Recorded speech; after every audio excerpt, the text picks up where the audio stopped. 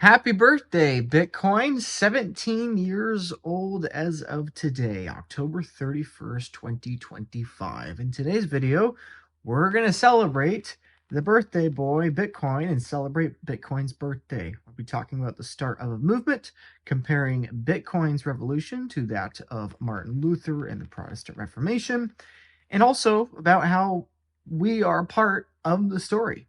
Bitcoin started in October of 2008, but it continues now in October of 2025, and it's going to continue over the coming decades and probably eventually centuries. And so that's what we're talking about in today's video.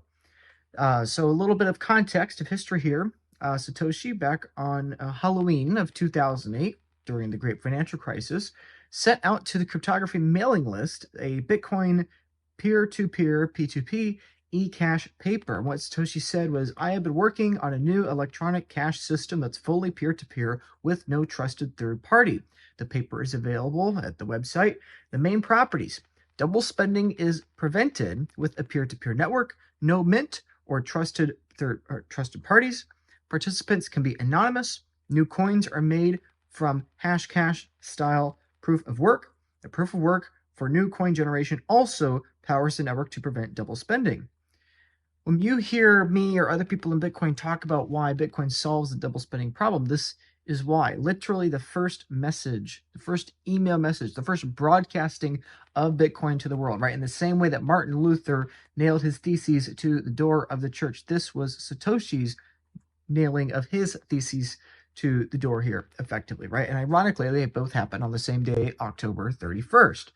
But the point here is that this is the whole use case of Bitcoin. People ask, what does Bitcoin solve? What's the point of Bitcoin? This is the point of Bitcoin, right? It's like asking, well, why, where did this whole Protestant Reformation come from? Well, this is the precise moment where it began historically, right?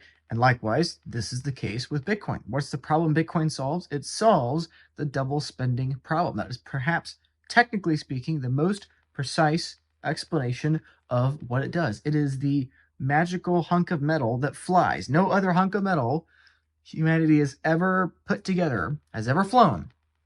You get the Wright brothers, and now you got this non-living structure that's flying like a bird. It's the same kind of concept here. Humanity had never been able to solve the double spending problem from a technical solution with a technical solution, and this was Satoshi's proposition. You need it to solve the double spend problem.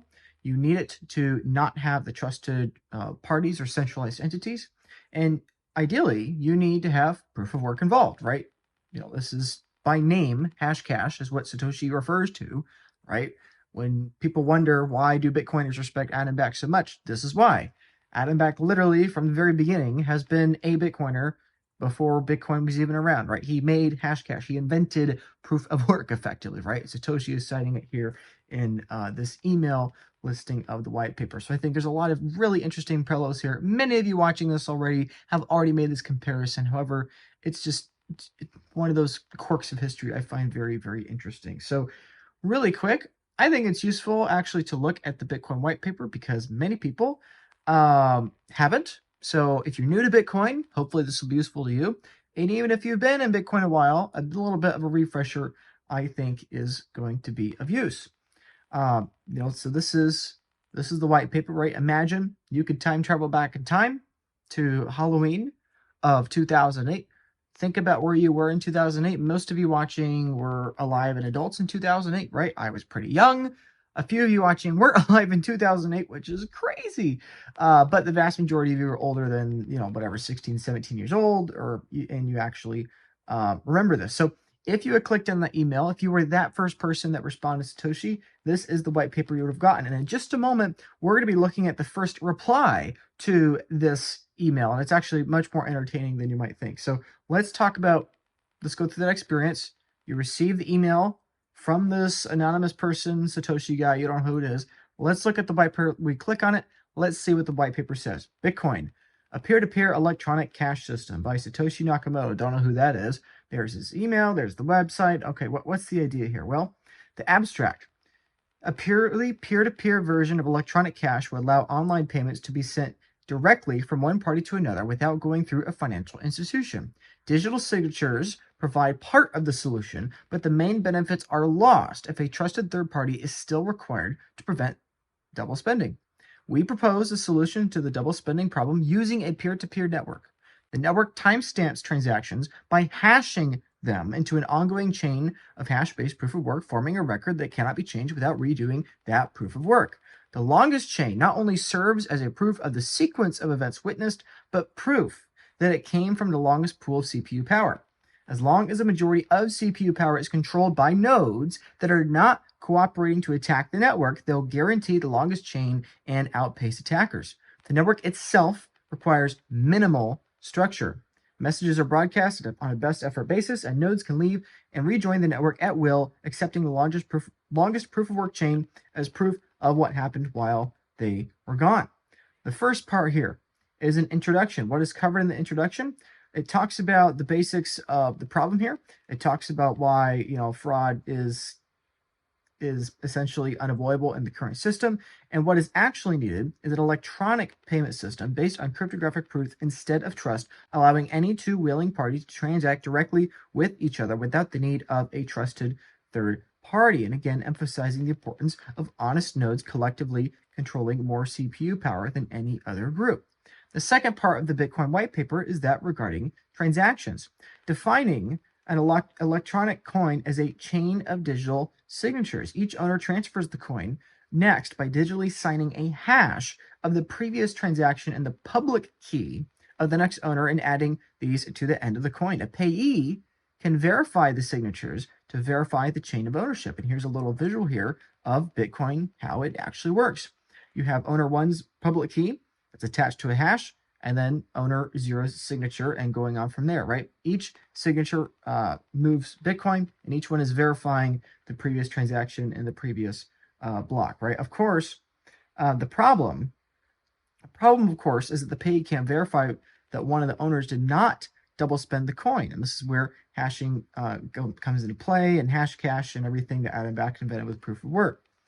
The third section is regarding the timestamp server, right? As you probably heard before, the blockchain is also called the time chain at times, and this is where the time chain server comes into play, right? Each block has a connection to the previous block via the hash of that previous block. A timestamp server works by taking a hash of a block of items to be timestamped and widely published the hash, such as in a newspaper or Usenet post 2 to 5. The timestamp proves that the data must have existed at the time, obviously, in order to get the hash. Each timestamp includes the previous timestamp in its hash, forming a chain with each additional timestamp reinforcing the ones before it. Let's see, if I get the mempool here, let's see if I can pull up an example here. So I'm recording this early in the morning here on October 31st, and this is the last block that just happened, block 921,602. And if we click on this block, we have the hash right here at the very beginning of the block, very top here of the mempool. This is the hash for this block. I believe it's in hexadecimal. If I could pull it up here. Anyway, I think it's in hexadecimal, not binary. But the point is, the hash is what connects each block to each previous block. And we see this going back and back and back to the very beginning of Bitcoin. Obviously, Bitcoin was not actually launched on October 31st of 2008. It was not launched until January of 2009. So again, placing yourself in the shoes of somebody that received this email in the last day of October 17 years ago, you still have a little over 2 months before the very first block is created by Satoshi, where the very first hash is right there. You can look it up right now. It's open source for literally anybody. The fourth section of the Bitcoin white paper is regarding proof of work, which a lot of you, hopefully all of you, have heard of before. Adam Back is the only person mentioned by name explicitly within the main text of the white paper, and here is where he is mentioned, referred to directly with hash cache. Basically, again, proof of work, meaning that Bitcoin is tied to a direct energy expenditure and cost, not tied to an authority structure or a centralized structure that is securing Bitcoin. In other words, or in the white paper's words directly, the proof of work also solves the problem of determining representation in majority decision making. If the majority were based on one IP address, one vote, proof of stake, it could be subverted by anyone able to allocate many IPs. Proof of work is essentially one CPU, one vote. The majority decision is represented by the longest chain, which has the greatest proof of work effort invested in it. If a majority of CPU power is controlled by honest nodes, the honest chain will grow the fastest and outpace any competing chains. To modify a passed block, an attacker would have to redo the proof of work of the block and all blocks after it, and then catch up with and surpass the work of the honest nodes. We will show later that the profitability of a slower attacker catching up diminishes exponentially. Subsequent blocks are added, right? So again, the point here is that Bitcoin is based upon CPU votes, meaning that bits had to be flipped in computers somewhere, right? Somebody had to flip a 1 to a 0, 0 to 1, effectively, right? Somebody had to spend an electron to have compute in the Bitcoin network. It is not based upon the arbitrary power structure of who has the right identity or who has the right IP address. If you have a powerful enough computer or a powerful enough AI, you can just spin up an endless number of IP addresses, and then you could corrupt the system. You can debase, you could dilute, you can fraudulently have all these votes, and you don't have to mail them in. You can just copy and paste them onto a computer, right? The point is, Bitcoin is backed by energy. Bitcoin is not backed by hierarchy. And we can also see this in Bitcoin, right? Every single block has a hash, right? If we go to this block, it has a hash. If we go to this block, it has a hash. If we go to this block, it has a hash. This one has a hash. If we go to every single block, let's go to that block. That one has a hash. Every single block, you can verify this for yourself, going all the way back to Bitcoin's literal genesis in January of 2009. Every single block is tied to the previous one, and every single one had an energy expenditure associated with that block. The fifth section of the Bitcoin white paper is the network. The steps to run the network are as follows.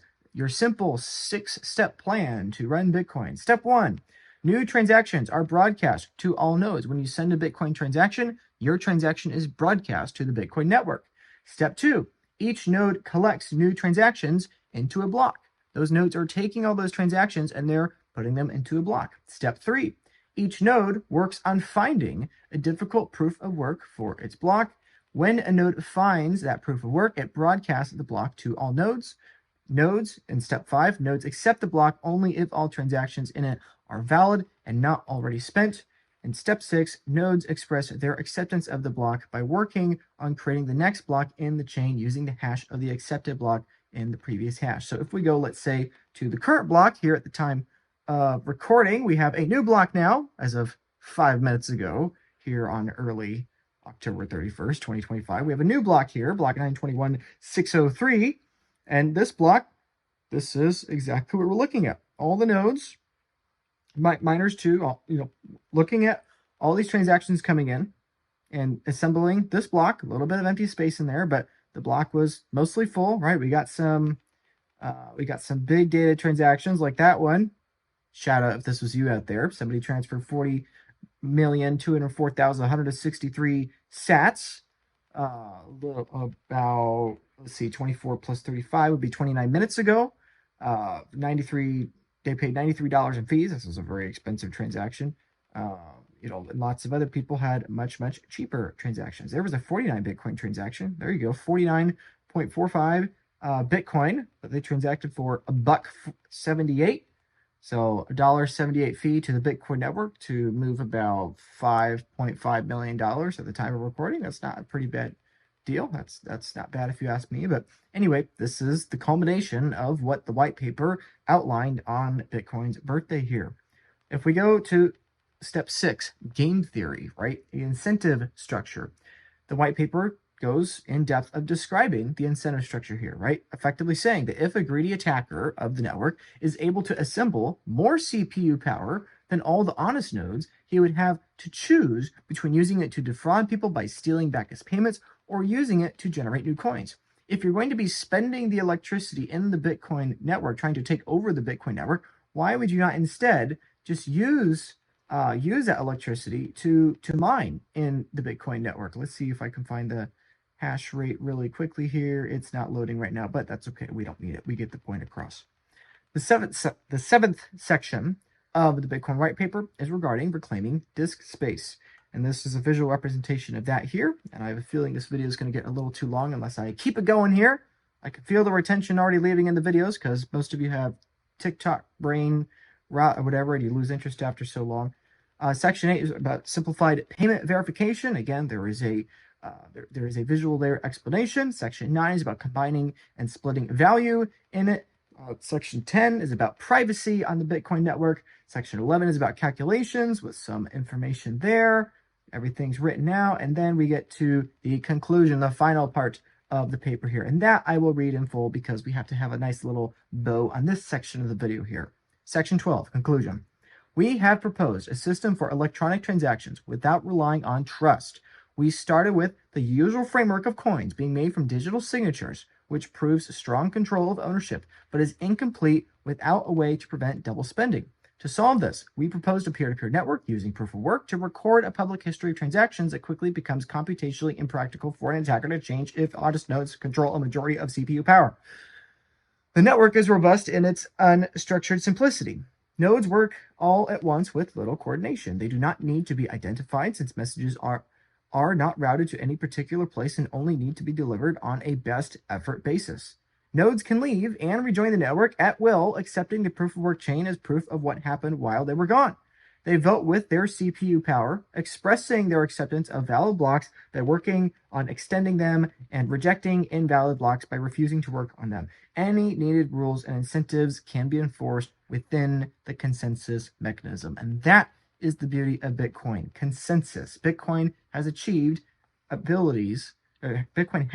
ability to have consensus between entities that do not trust each other, right? This is the double spend problem. This is what Satoshi outlines in his email saying, this is what I'm trying to fix. That is what Bitcoin is. And Martin Luther, in a very similar way, going back about half a millennia, not quite half a millennia, you're short 11 years, but or actually no, you're short 11 years from half a millennia.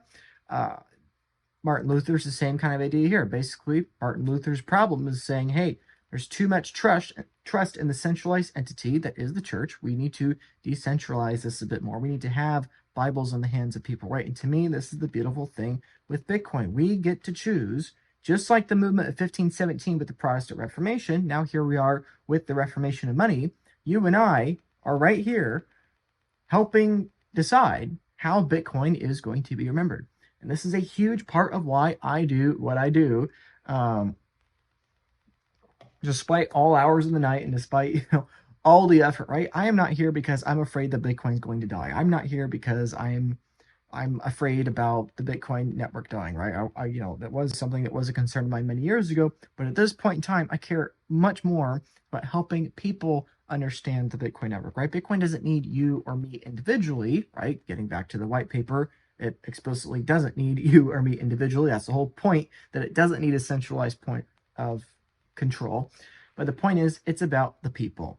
And that's what Martin Luther cared about. It's about the people. It's about serving your fellow men and women that are made in the image of God. And to me, this is a tool to help serve people and to help express to people that you love and care about them. It is a tremendous act of care, in my opinion, to desire to help those in your life or those in your circle, even people you don't know, help them preserve their time, because time here on earth is precious. And evangelizing, let's say, for this tool of Bitcoin and helping other people out there understand this tool of Bitcoin, helps them preserve their time, helps them buy their time back.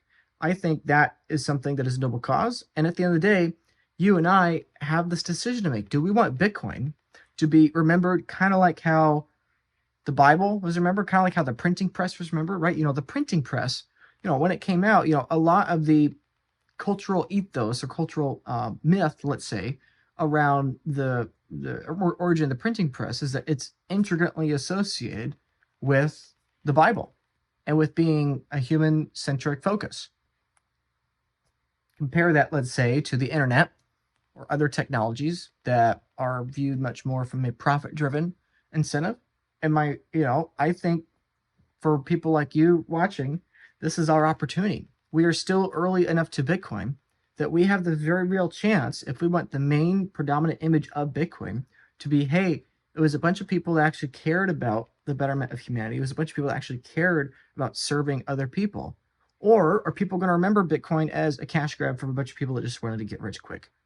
I think there's probably a mix of both if we're all honest with ourselves. However, my hope is in whatever small amount I can do, and hopefully you all carry this torch along with me, we can move the needle ever so closer towards more and more of a printing press narrative and less towards a getting rich quick narrative alone, right? And unfortunately, we got to appeal to the get rich kind of mindset because people are so stuck in their fiat ways that they have to be met where they are. And ultimately, no matter how you try to share the message, people are going to criticize you. And this is perhaps the last point I want to make in today's video here on celebrating Bitcoin's birthday.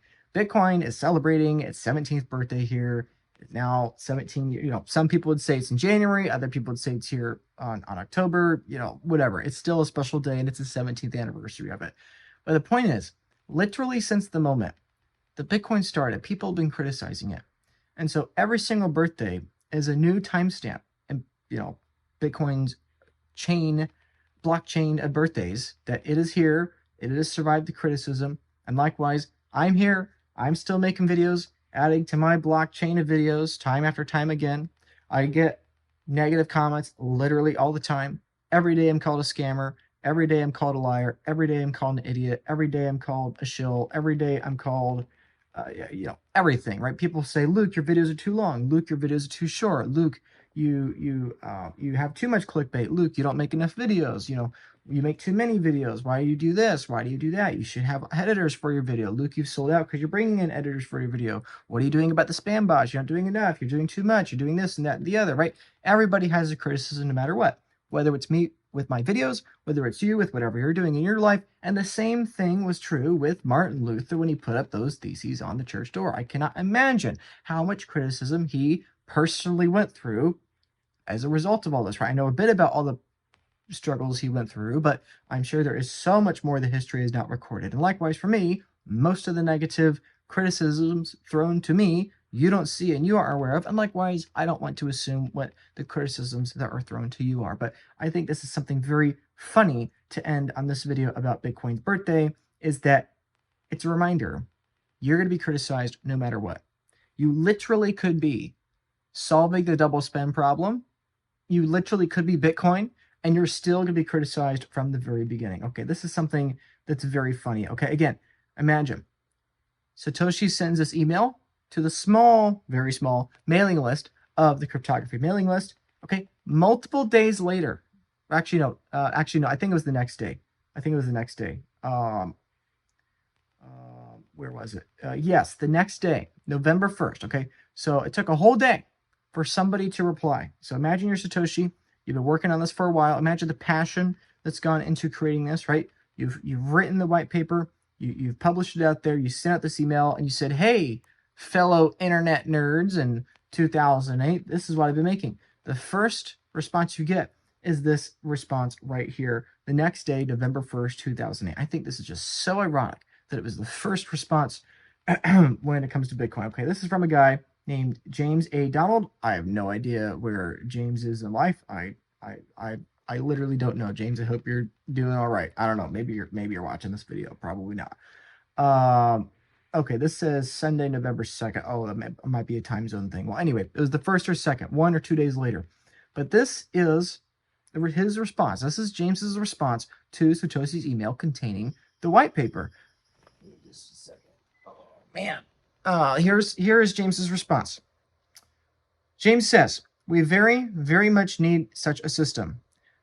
But the way I understand your proposal, it does not seem to scale to the required size.